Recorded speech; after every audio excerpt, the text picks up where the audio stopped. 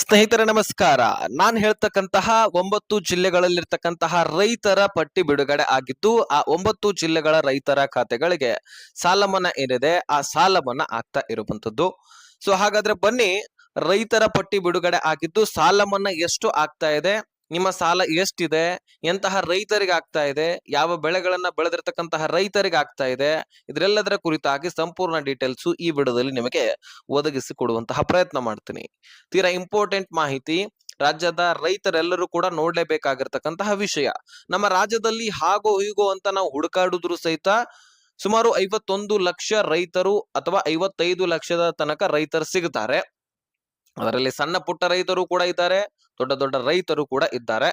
So ಅದರಲ್ಲಿ ಮುಖ್ಯವಾಗಿ ಸಣ್ಣ ಪುಟ್ಟ ರೈತರಿಗೆ ರಾಜ್ಯ ಸರ್ಕಾರ ಈಗಾಗಲೇ ಬೆಳೆ ಹಾನಿ ಪರಿಹಾರವನ್ನ ಒದಗಿಸಿಕೊಟ್ಟಿತ್ತು. ಸುಮಾರು 6,200 ಕೋಟಿಯಷ್ಟು ದುಡ್ಡನ್ನ ಈಗಾಗಲೇ ರಾಜ್ಯ ಸರ್ಕಾರ ಬಜೆಟ್ ಮಂಡನೆ ಮಾಡುವಾಗ ಸಿಎಂ ಸಿದ್ದರಾಮಯ್ಯ ಅವರ ನೇತೃತ್ವದಲ್ಲಿ ಮಾರ್ಚ್ 6ನೇ ತಾರೀಕು ಬಜೆಟ್ ಮಂಡನೆ ಆಯಿತು. ಆ ಸಂದರ್ಭದಲ್ಲಿ ಘೋಷಣೆ ಮಾಡಿಬಿಟ್ರು 6,200 ಕೋಟಿ ನಾವು ಬೆಳೆ ಹಾನಿ ಪರಿಹಾರಕ್ಕಾಗಿ ಮೀಸಲಿಡ್ತಾ ಇದೀವಿ ಅಂತ.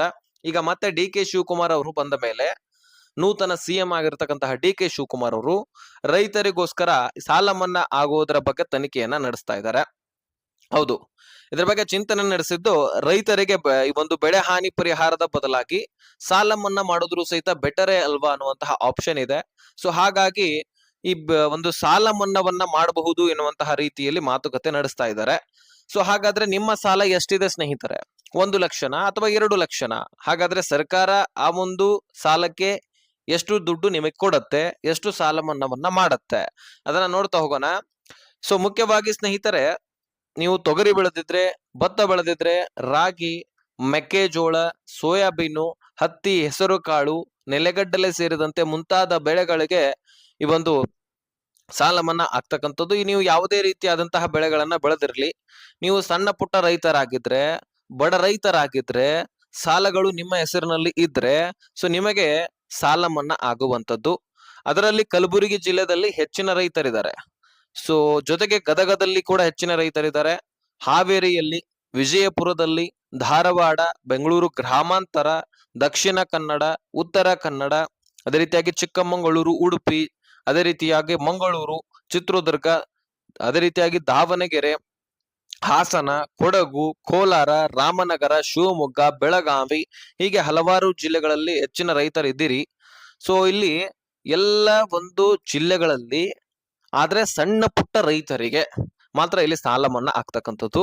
ಆದ್ರೆ ನೀವು ಅನ್ಕೊಂಡಿರುವಂತಹ ಮಟ್ಟಿಗೆ ಅಲ್ಲ. ನೀವು 1 ಲಕ್ಷ ಅನ್ಕೊಳ್ತೀರಿ ಅಥವಾ 2 ಲಕ್ಷ ತನಕ ಸಾಲ ಮನ್ನಾ ಆಗತ್ತೆ ಅಂತ ಅನ್ಕೊಳ್ತೀರಿ.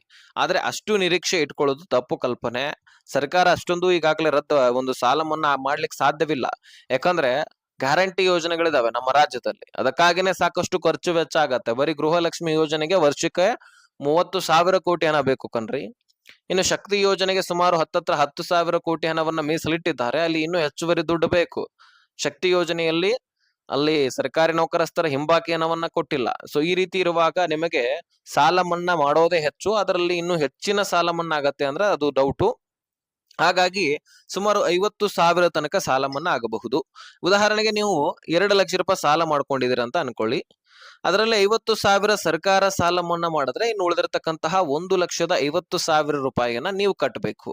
ಅಥವಾ ನಿಮ್ದು ಸಾಲ 1 ಲಕ್ಷ ರೂಪಾಯಿ ಇದೆ ಅಂತ ಅನ್ಕೊಳ್ಳಿ. ಅದರಲ್ಲಿ 50,000 ರೂಪಾಯಿ ಸಾಲ ಮನ್ನಾ ಮಾಡಿದ್ರೆ ಸರ್ಕಾರ, ಇನ್ನು ಉಳಿದಂತಹ 50,000 ನೀವು ಕಟ್ಟಬೇಕಾಗತ್ತೆ. ಇನ್ನು ಮತ್ತೆ 70,000 ಸಾಲ ಇದ್ರೆ ಅದರಲ್ಲಿ 50,000 ಸರ್ಕಾರವೇ ಕಟ್ಟತ್ತೆ, ಇನ್ನು 20,000 ನೀವು ಕಟ್ ಮಾಡ್ಬೇಕು. ಎಷ್ಟೇ ನೀವು ಸಾಲ ಮಾಡಿರ್ಲಿ ಅದರಲ್ಲಿ 50,000 ಮಾತ್ರ ಸರ್ಕಾರ ಕೊಡುವಂತದ್ದು ಅಂತ ಹೇಳ್ತಾ ಇದೆ. ಆದ್ರೆ ಇದು ಇನ್ನೂ ಕನ್ಫರ್ಮ್ ಆಗಿಲ್ಲ. ನೀವು ಸೋಷಿಯಲ್ ಮೀಡಿಯಾಗಳಲ್ಲಿ ಗಮನಿಸಿರಬಹುದು, ಆದ್ರೆ ಇನ್ನೂ ಕೂಡ ಕನ್ಫರ್ಮ್ ಆಗಿಲ್ಲ ಇದು. ಯಾಕಂದ್ರೆ ರಾಜ್ಯದ ರೈತರಿಗೆ ಸಾಕಷ್ಟು ಈಗಾಗಲೇ ಬೆಳೆ ಹಾನಿ ಪರಿಹಾರವನ್ನು ಕೂಡ ಸರ್ಕಾರ ಒದಗಿಸಿ ಕೊಡ್ತಾ ಇದೆ. ಸುಮಾರು 6,200 ಕೋಟಿ ಅಂದ್ರೆ ನೀವೇ ಲೆಕ್ಕಾಚಾರ ಮಾಡಬಹುದು. ಅದರಲ್ಲಿ ಸಾಕಷ್ಟು ದುಡ್ಡು ನಿಮ್ಮ ಖಾತೆಗಳಿಗೆ ಬರುತ್ತೆ. 1 ಹೆಕ್ಟರ್ಗೆ ಸುಮಾರು 31,500 ತನಕ ಈಗಾಗಲೇ ನೀರಾವರಿ ಇದ್ದಂತಹ ಜಮೀನುಗಳಿಗೆ ಸಿಕ್ಕರೆ, ಇನ್ನು ಉಳಿದಂತಹ ಒಂದು ಖುಷ್ಕಿ ಜಮೀನು ಇರ್ತಾವಲ್ಲ, ಸೊ NDRF ಕುಸ್ಕಿ ಜಮೀನುಗಳಿಗೆ ಸುಮಾರು 21,500 ತನಕ ದುಡ್ಡು ಜಮಾ ಆಗತ್ತಂತೆ. ಸೊ ಹೀಗೆ ನೀವು ಬೆಳೆದಿರ್ತಕ್ಕಂತಹ ಬೆಳೆಗಳು ಮತ್ತು ನಿಮ್ಮ ಫಲವತ್ತತೆಯ ಭೂಮಿಗಳ ಆಧಾರದ ಮೇಲೆ ನಿಮ್ಗೆ ಬೆಳೆ ಹಾನಿ ಪರಿಹಾರ ಸಿಗತ್ತೆ. ಜೊತೆಗೆ ಸಾಲ ಮನ್ನಾ ಆಗುವಂತಹ ನಿರೀಕ್ಷೆ ಇದೆ. ಕಾಯ್ದು ನೋಡ್ಬೇಕಾಗಿದೆ. ಕನ್ಫರ್ಮೇಶನ್ ಈಗ ಡಿ.ಕೆ. ಶಿವಕುಮಾರ್ ಅವರಿಂದ ಬರಬೇಕಾಗಿದೆ. ನೂತನ ಸಿಎಂ ಈಗಾಗಲೇ ಹೊಸದಾಗಿ ಬದಲಾವಣೆಗಳನ್ನ ಮಾಡ್ತಿದ್ದಾರೆ.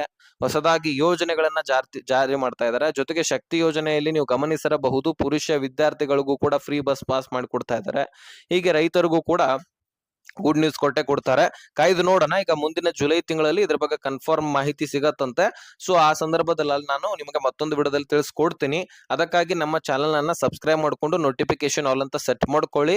ಸೊ ವಿಡಿಯೋ ನೋಡಿದಕ್ಕಂತೂ ಧನ್ಯವಾದ. ಆದಷ್ಟು ಎಲ್ಲ ರೈತರಿಗೆ ಈ ವಿಷಯವನ್ನ ಶೇರ್ ಮಾಡಿ.